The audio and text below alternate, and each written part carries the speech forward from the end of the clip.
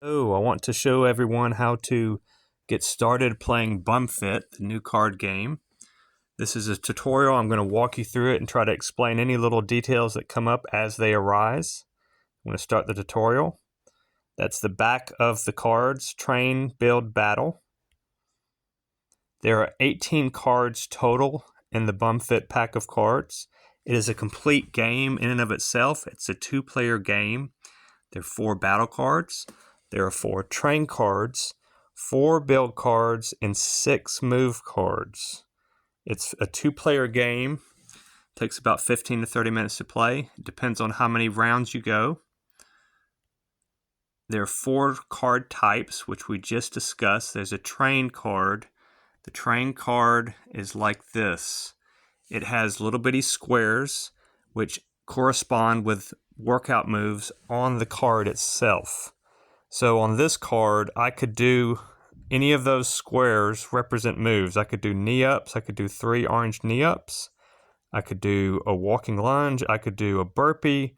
I could do a push-up because it's the green square, or I could do a dip because it's also green. I can do up to the number of squares on the card.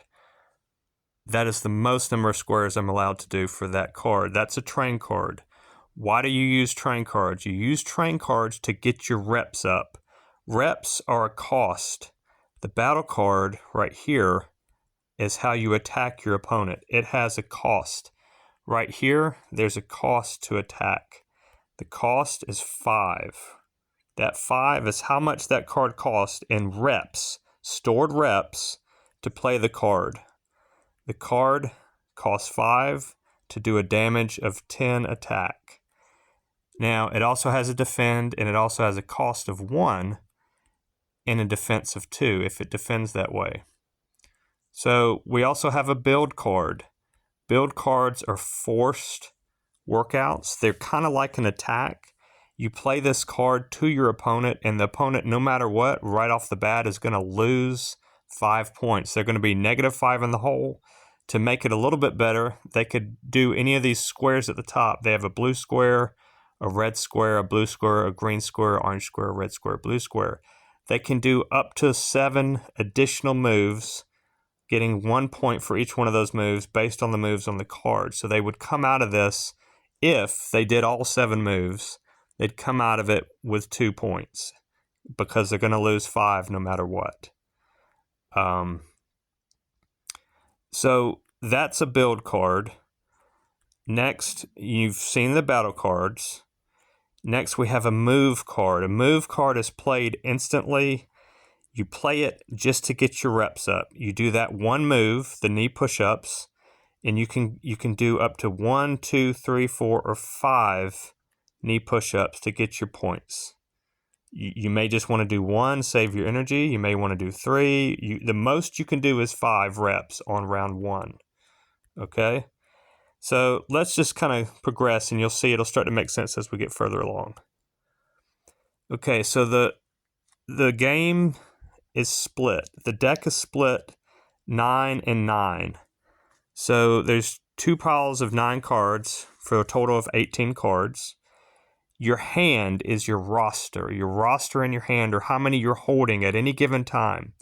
Player 1, which is the red player, is holding these 5 cards.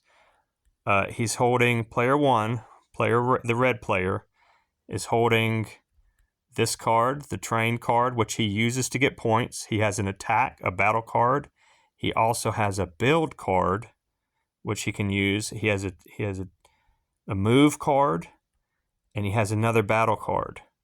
Now let's look at player 2, the blue player. Let's look at their hand. They've got a train card. They also have a build card. Now the numbers are different on this one. It's a -1 versus a -5, which is okay. We also have a move card and another battle card, another move card. So this is the 2 hands that they have in their roster. Now, out of these 5 cards, they can play 3. Now, once again, we're going to talk about the cards. These are train cards. The train cards are used to get your stored reps. They're like your points. It's like your money. I can do any of these square moves to get my money up, to get my stored reps up. And the card shows the 7 squares, the 7 exercises. Just a little fun tip. If you are playing online mode, you can type in this number, 307, BumFit.com, type in 307 as the number on the BumFit homepage, and it will take you to a specific workout for him instead of the workout on the card, but that's online mode. This is the move card. Once again, the move card is another way to get your stored reps. Store up those reps. You want to store up your reps so you can attack. You can't just attack if you don't have any stored reps. So you got to do some reps. You got to do some moves to get your points up. Okay, player 1, he chooses, this is a hypothetical scenario. Player 1 plays this card. They play their train card, and they have up to 6 exercises. They choose to do 3 of them. So they pick 3 of these squares right here, and they successfully do the moves. If you can't do the move, the point doesn't count. You have to pick the moves you can do to get the points that you need. Okay, so red performs 3 exercises, a push-up, a pull-up, and a dip. So they get 3 stored reps. Their stored reps are 3. Their health is 20, because you start with 20 health. And player 2, the blue player, their health is also 20. They don't have any stored reps. It's not their turn. They haven't been doing any workouts. They haven't stored any reps in their stored rep bank. Now, every player has up to 3 actions they can do. His first action was to get the train card out. Player 1, which is the red player, has 2 more actions. He chooses to place cards face down on the table. Now, his turn's done. Now, it's the blue player's turn. So now, the blue player has options. He can do any of these 3 options. He can reveal the red player's face down cards. He can play his own cards, or he can just pass on his turn. The problem with passing on his turn is if blue passes on his turn, red's just going to keep getting more stored reps, more and more points, which he will then be able to attack with a battle card, because remember, the battle cards cost reps to play them. You can't just play a battle card without going into debt or using your reps. Blue chooses to reveal the cards. Now, blue also can choose what order to reveal the cards and how to respond to the cards. Blue card reveals this as one of the cards. It's a build card. It's a build card attack. So this card has a -5. Blue is forced to do specific exercises. He performs 3 of the exercises out of this card, but he still has a -5 point penalty. So his net is 2 points. He gets 2 points, which go into his debt. Okay. Now he also discovers there's a battle card here, battle card combat. He has options here. He can defend. He can pay the 1 rep. He can block the attack. He can attack back. But all of these things that he's doing have to do with the cost. The cost is 5 to attack. It costs 5 to do a damage of attack of 10. It costs 1 to defend with 2. Okay, red player health, stored reps 3. Blue player, stored reps are 0, and his debt is 3 reps. Round 2. So when you go into round 2, all the reps are multiplied by 2. This is to make the numbers go up higher and to make things more interesting. So the all workout points are now worth double. So blue has a comeback strategy. He plays a move card with 4 triangles. He performs 4 reps times 2, which gives him 8 reps. He uses 3 of the reps to pay off the debt. His net gain is 5 stored reps. So blue's trying to make a comeback. He's paying off his rep debt, and he's got 5 stored reps that he's going to use. Okay, now there's a counterattack. The way you attack with these cards is, this is a very important part of attacking. The 2 battle cards have their own health. For example, this card right here, his health is 5 plus 10, 15, 16, 17, 18, 19, 20, 21, 22. You add up all 4 quadrant numbers. This guy's health is 22 is his health. Okay? This card's health is 18 because it's 10 plus 5 plus 1 plus 2. His health is 18. When they attack, if this red card is attacking, it is an attack of 10 coming all the way diagonal. See the sword pointing diagonal? Attack is coming diagonal to a 6. He's defending with a 6. So if a 10 is an attack, if a 10 attacks a defense of 6, we have a 4 health remaining. So you go diagonal and you do the math on them. So that's how that works. Blue's Revenge, he plays his own battle card. He deals 10 damage to Red's battle card. So he deals that 10 damage to Red's battle card. Red's battle card is destroyed. Red loses 1 health.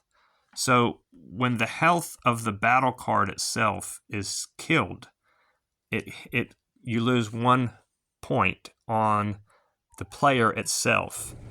If the battle card is not there, the damage is going right directly to the player. The battle cards, when they're fighting themselves, duke it out amongst themselves. Those numbers are just among the health of the battle cards. If there is no battle card, the points are deducted from the player. And finally, if the battle card is destroyed, then the player loses 1 overall health, but the battle card took most of the brunt of the hit, but they still lose 1 point on their health. Okay, so this is talking about some of the mechanics. The face down cards create suspense. It's bluffing. It says advanced strategy, but this is kind of part of the regular gameplay. You have face down cards to stagger your attacks so that your opponent does not know what cards you have, and it also hides the power of the card. It's very important to keep your reps managed. Reps are like your money. And also keep in mind the round multipliers. So round 1 is times 1 reps. Round 2, everything is times 2. Round 3, everything is times 3. Every choice matters, and it's real fitness and real strategy power. So round 3 has a special rule. So this is what makes it very interesting, because on round 3, all the battle card quadrants are opened up. For example, this card has a cost of 5, an attack of 10, a cost of 1, and a defend of 2.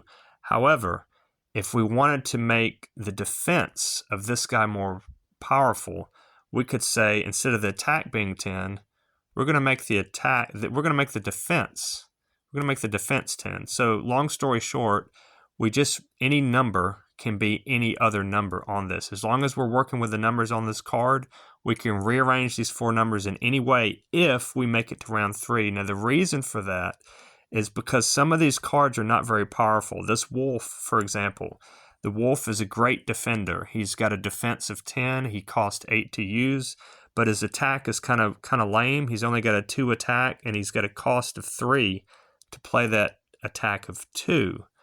So if you have a wolf card right here and you want to attack with this wolf card and you make it to round 3, you can say, wait a second, it's round 3.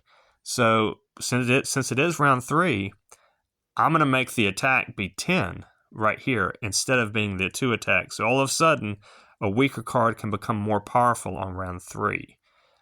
So that's with any of these. All these cards, if you make it to round 3, the numbers can be rearranged within themselves.